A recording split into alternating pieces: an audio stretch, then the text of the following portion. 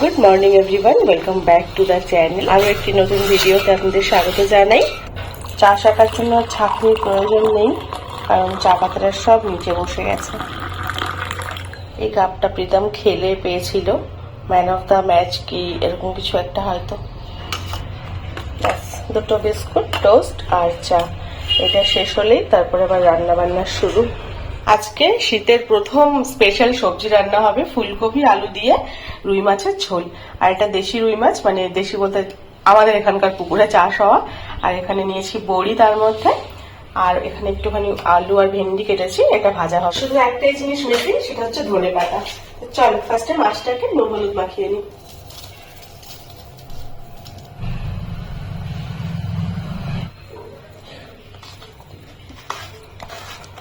সব থেকে একটা জিনিস নিয়ে সমস্যা, এই যে মাছের মাথা।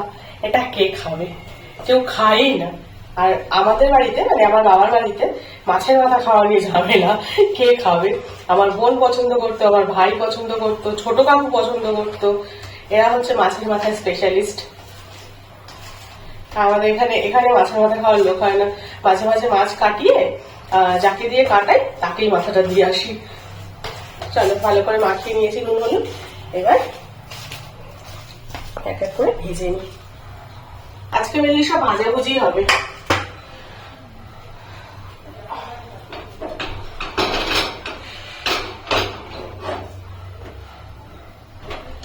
তেলটা একটু গরম হোক।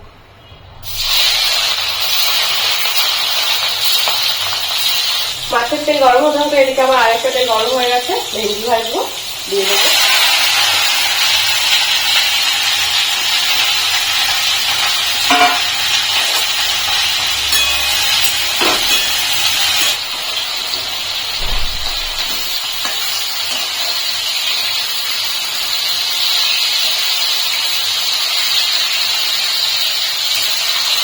হয়ে গেছে মাছটা ভাজা, তুলে দেবো।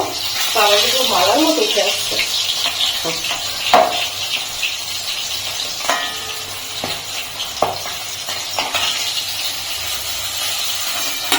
মাছগুলো একদমই কড়া করে ভাজিনি, কারণ ঝোলে কড়া মাছ আমার একদম ভালো লাগে না।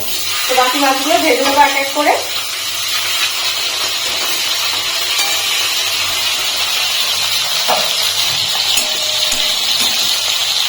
বড়িটা ভেজে নেবো।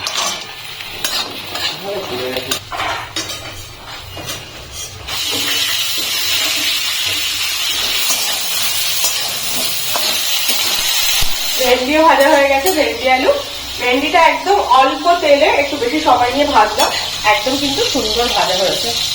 এই যে, আর একটুখানি বেশি তেল দিলে তাড়াতাড়ি করে ভাজা হয়েই যায়, কিন্তু আমি আর বেশি তেল দিইনি, অল্প তেলে ধীরে ধীরে ভেজে নিয়েছি। চলো এটাকে তুলি এবার। এইটুকু তেল দিয়েই হয়ে যাবে, কারণ মাছে তেল রয়েছে, ফুলকপিতে তেল রয়েছে, ওই জন্য তেল আর দেবো। আলুটা দিয়ে দেবো। এক করে মশলাপাতি দেবো, নুন, জিরের গুঁড়ো, 1 চামচ লঙ্কা দেবো, শুকনো লঙ্কা বাটা। আলুটা সুন্দর করে ভেজে নিয়েছি মশলা দিয়ে, আর জল দিয়ে দেবো। এটাকে এবার ঢেকে মোটামুটি ঝোল ফুটলে দিয়ে দেবো, কারণ আলু সেদ্ধ, ফুলকপি ভাজা সবকিছু হয়ে গেছে। আর পাশে ভাতও বসিয়ে দিয়েছি, ফুটে গেছে। এর মধ্যে এবার মাছগুলো ছেড়ে দেবো।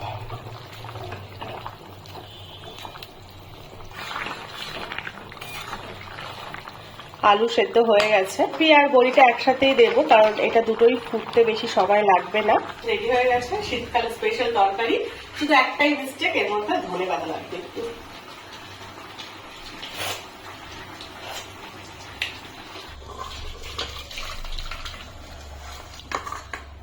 এই মাছটা না আমি একটু ধরতে গিয়ে ভেঙে দিলাম। চলো এবার ভাত খাবো, প্রচন্ড খিদেও পাচ্ছে। আর এখানে এই যে আমার ভাজা,